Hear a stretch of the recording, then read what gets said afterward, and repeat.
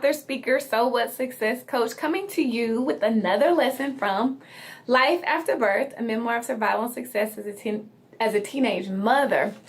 Coming to you with the lessons learned at the end of each chapter for the 10-year anniversary of me publishing my first book. This book that has literally changed my life and changed so many others. So here's your lesson. Learn from the past and don't dwell on your shortcomings. It didn't matter how I grew up, rich or poor, with or without friends. What mattered for my future was what I learned from my upbringing, whether it was how to do things or how not to do things. Allow life's circumstances to shape a positive future rather than inhibit your growth. Appreciate the good and learn from the bad. And so this lesson came from me reflecting on the point in my life as a little girl. At this point, I was still a little girl where I was bullied, I was teased, I didn't have a lot of friends, I didn't have the material things that a lot of people around me had.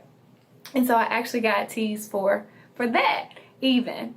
But all those things made me who I am. Like I in my last lesson, I said it made me appreciate the things that I did have. And even me making the point, learn from the past and don't dwell on the shortcomings. There were so many things that I felt were shortcomings for me. I didn't look pretty to myself. I wasn't pretty like some of the girls around me or even my sisters.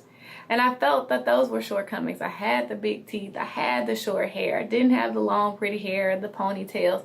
I didn't have the nice clothes.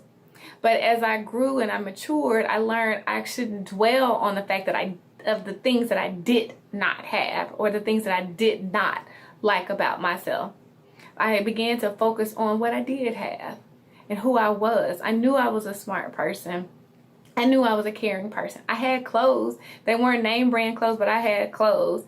I had a good personality. I was friendly and I was outgoing. And I used all those things to shape my future, to help me as I began to approach middle school, to change my whole life.